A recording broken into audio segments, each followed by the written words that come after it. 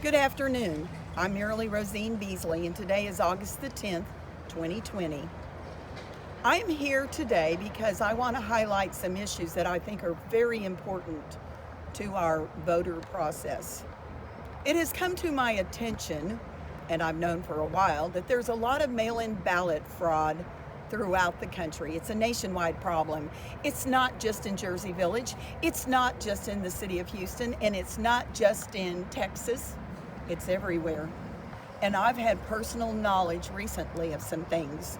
Now, many of you are fully aware of Sheila Jackson Lee. She's the U.S. Congressperson that's been in District 18 for a very long time. I helped a candidate 4 years ago to run against Sheila Jackson Lee. Sadly, it appears to me that mail-in ballot fraud, where they harvest ballots from nursing homes, has been a very serious problem for a long time. And I believe that mail-in ballot fraud are absentee voters. I believe that, from what I've read, that Sylvester Turner, that's why he won. And it appears to me that in Jersey Village, May 2018, I did some investigating, spent a lot of time, a lot of money, and I discovered we had mail-in ballot fraud here. I reported it to the State of Texas Election Division. Facts are facts. And then currently there's another election that I'm concerned about, and that has to do with Harris County, the Harris County Sheriff's race. Joe Dana ran for Harris County Sheriff. He was fired for lying when he worked as a constable. I don't even understand why he runs. Anyway, during the election, the primary in March, he got 8,000 mail-in ballots, which I think is a high number. And then during the runoff, he got over 16,000 mail-in ballots. One of the places that they do find a lot of mail-in ballot fraud is their nursing homes. That's what Sheila Jackson Lee seems to do. She has teams, or somebody pays somebody to go in and harvest. They harvest voters from nursing homes. Now, strangely, the nursing homes were on lockdown. So how did they get all those votes? I don't know. My hunch is there's a lot of people that are out there and they're willing to do this. It's wrong. I don't even understand why they're willing to do it, because we have a country that was founded on freedom and liberty. And I want to remind everybody that this flag is a symbol of that. And I do not know why politicians are forgetting that people died or went to war or were willing to go to war to take care of this. This is a symbol of hope for the entire world. And right now, it appears to me that all over the country, politicians, in order to win, will do anything. So I want to tell you a little bit about Jersey Village, where I live. First of all, I decided to run for city council a little over a year ago. And strangely, a letter, somebody called it the disturbing letter, went out. I had somebody that I know, she called me because she saw somebody post something on our community website. I didn't have any idea what she was talking about. Anyway, she was concerned that something was starting to target me. So I want to share a little bit with you about this letter. It's titled Jersey Village City Council Issues. In God We Trust. Andrew Mitchum said he is an atheist. By the way, Andrew Mitchum is our current mayor. His chosen response is trumpet rearing as Catholic. Is this a challenge to maintain credibility? There is no mistake in the vote against our fire department effort to place In God We Trust in our ambulance. The question becomes, how does he affirm the oath of office? Another issue, Gary Wubbenhorst commented why the voted no to display In God We Trust on the ambulance. His response was, no one asked if I did. Can he have similar conflicted views as Mitchum? Mayor Justin Ray, in his glibness, supported to sanction the fire chief, but admitting the phrase was commonly seen across Texas. Clearly, Justin Ray, could he not be more proficient at doublespeak? All right, so anyway, now here's another one. This says, are these questionable acts? James Singleton Now, he's a current city council person. He resigned as an officer for the Jersey Village Police when he was learned routinely, while on duty to protect citizens, viewed pornography on his patrol unit computer. Once mayor of Jersey Village, Rod Erskine, proclaims he recruited Singleton to seek a position on council. Former Mayor Erskine also suggested Singleton had support from individual members of a women's group. Was there an effort to inform those members? Wasn't the mayor, during the conduct, wasn't he mayor? It just so happens that I believe that Rod Erskine, or this person, is referring to the Jersey Village Women's Group, which I've been a member of for a long time. Okay, so in widely published emailing, Curtis Haverty gleefully joins Erskine in supporting Singleton while he excoriated Simon Hughes for a DUI 20 years past, saying he could never vote for a person like that. Haverty proudly supports Andrew Mitchum, Gary Webenhorst, and Justin Ray, despite opposition to placing "In God We Trust" on our ambulance. Is there a larger contrast for a holier-than-thou personage? All right, now, the next one is titled Abandonment of Public Trust. When Mayor Ray, to include Bobby Warren, perceives a possibility of citizen clamor, the public meeting is set at 6 p.m. Many citizens have declared this a thinly veiled act to bridle citizen attendance. The most recent example was a $5 million purchase of land in Jersey Village Crossing. Now, I want to inform you that I believe one of those special meetings that hardly anybody knew about was actually at 5:30.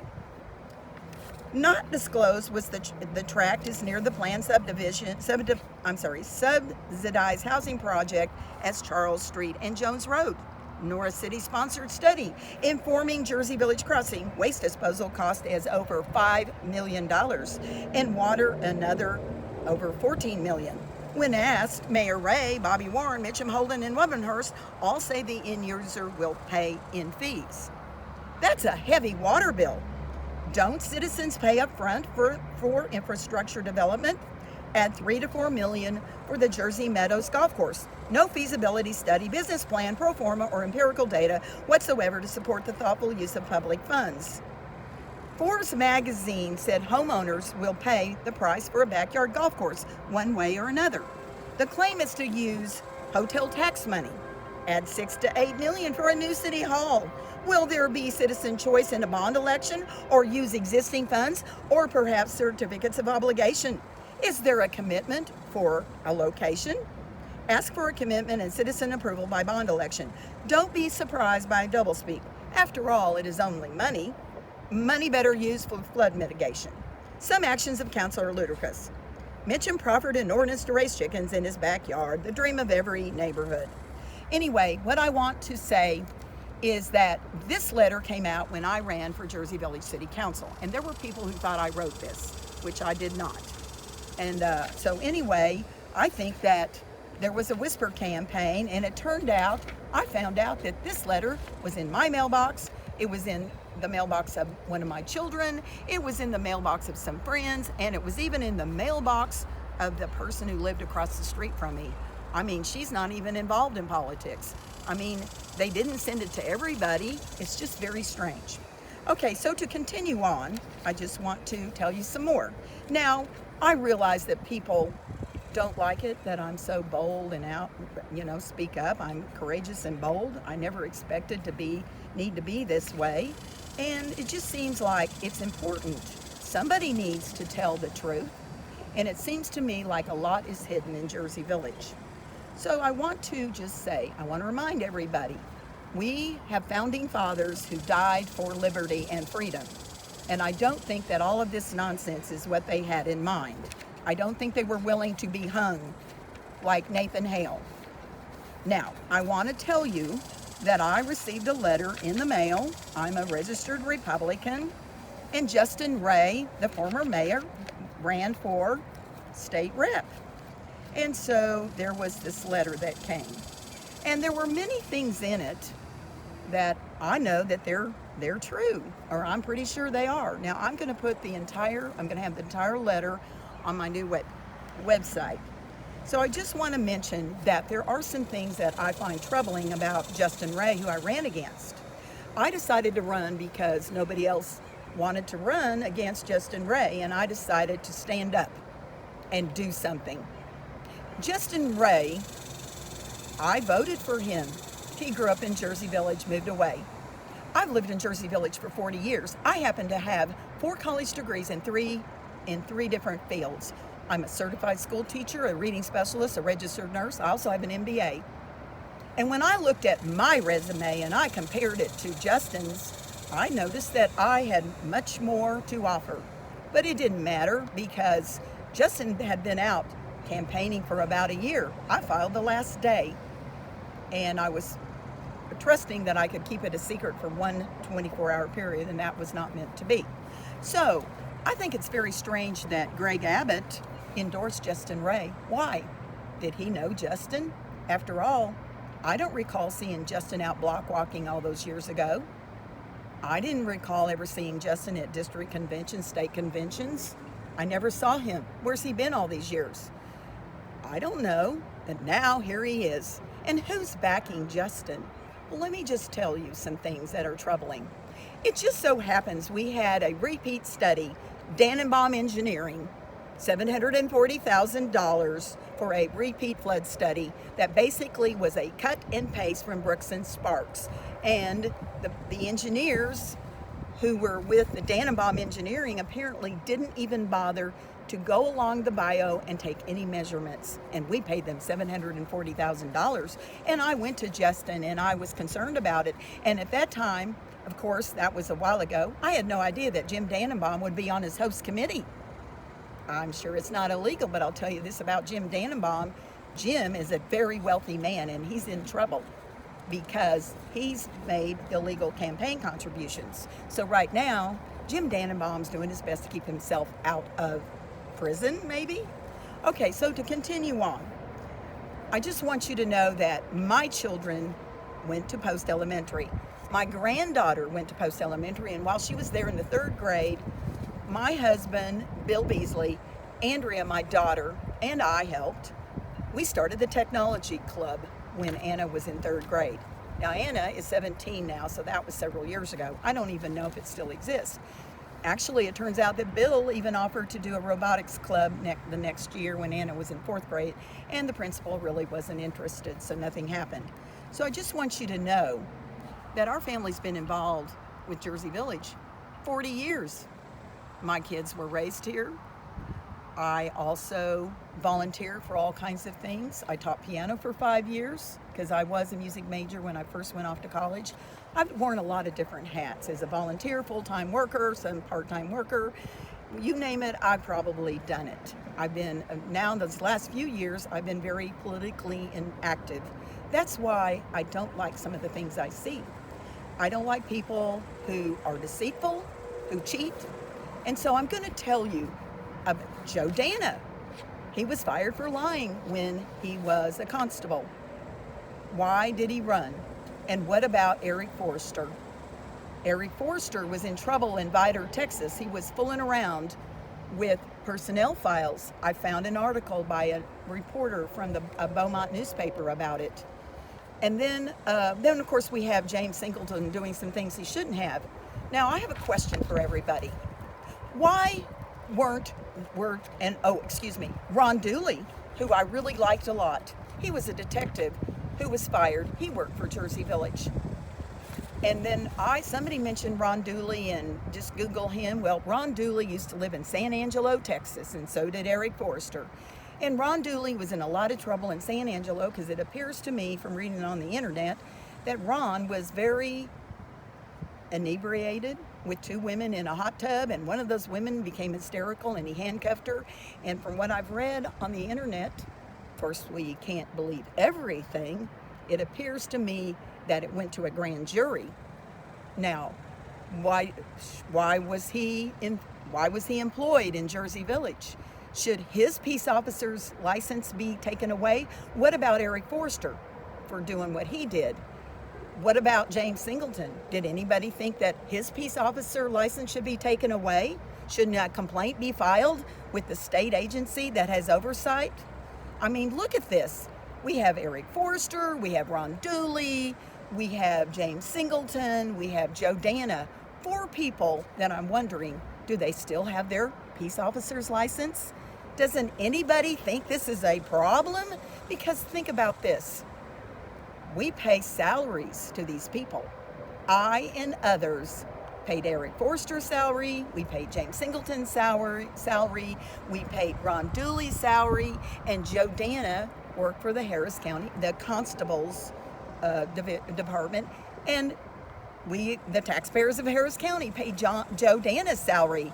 What is wrong with these people? Do they not remember that it's the taxpayers that pay their salary? I don't understand. So anyway, I just want you to realize that these are just things that everybody needs to check out. Everybody needs to do their own research. I just don't even understand why all these people are running. I mean, look at Justin Ray. His father, he and his father, there was a lawsuit against their family's business, and they had to file for bankruptcy. So why is Justin, where's all this money coming from? How can he afford to run? I mean, it's expensive. I know, because I ran. I didn't even have time to get donations. I just went ahead and self-funded my campaign. Anyway, I just want everybody to please do their own research. Please look. And there is a website. I don't know who started this website. It's called jerseyvillagenews.com. Now, there's a lot of information on there about Eric Forster and James Singleton. It makes Eric Forster look like a choir boy. Well, after I got his termination letter, I was appalled. I was horrified. Why was he so mean to so many people? Why was he a tyrant? Why did we not know? And he was good friends with Justin Ray, from what I can tell. So was he not aware of any of this? I find that hard to believe, because I went to Justin when I would see things that didn't make sense to me. I mean, Christian Summers seemed like he was had a lot of power. He's a building inspector. When I saw something that didn't seem right, I would speak up. So please, everybody, I know people don't like me in Jersey Village. They want me to be quiet, but it's our hard-earned tax dollars that pay for this. And I just am suspicious about mail-in ballot fraud in Jersey Village. I just didn't like the way things were going. And so I started researching. I started going to the Jersey Village City Council meetings. I started speaking up. And nobody has ever said I lied. I think they're uncomfortable with what I'm saying to people. I think they are hoping nobody will pay attention. But guess what? That's not true. And I have a new website coming. But please, in the meantime, do your research. And I do have a website called merrilybeasley.org. There's a lot of YouTube videos on there. Friends have sent me a lot of YouTube videos about the coronavirus. I am a public health nurse. I've done that for almost 2 decades. And when I see any leader wearing this mask, I know they didn't do their research. I think the annual flu is a bigger threat, but nobody cares about that. It's the coronavirus. I think we're going to say it's the coronavirus hoax of 2020, but anyway. If you think you have to wear a mask, this is the one that would matter. So anyway, I just want you to realize this is a mask that somebody in leadership should be wearing, something like this, not this flimsy one. But, we all are scared. Let's be scared. But go outside. The coronavirus will die in the sunlight, and it'll drift away on air currents. And if people are healthy, they won't get sick, or if they get sick, they'll recover. It's the elderly and the ones who have serious underlying health problems. They're the ones with the problems, and that's true for the annual flu. The coronavirus doesn't usually impact children. The annual flu often impacts children. I know this to be true. I know a 4-year-old this past season, he got both strain A and strain B. So please, everybody, use your practical common sense. I don't understand why everybody's not standing up and saying we've had enough of this nonsense. I personally think it's because there are those who want us to be like serfs and the rich and the privileged. will own and control everything. I don't think this is about our health. And now we have an economy that's crippled. We have people who can't pay their bills, and this is horrible. This is America. What is wrong with everybody? Why have they all become sheeple? I am praying that everybody will wake up and they will do their research, go and vote, and we make sure that there's not all this mail-in ballot fraud like I think Sheila Jackson Lee's been doing. Please get everybody you know to wake up, go and register or get active again. You can volunteer, you can help block walk. I know lots of people aren't real fond of Donald Trump. He is working hard, okay? So everybody, please just, if you have to, hold your nose and go and vote for him and get everybody you know to go ahead and do their own research. Don't rely on slates. Don't rely on other people. Do your own research. Anyway, please have a blessed day. God is in control, and I believe this will all be over about November the 5th. Thank you. God bless.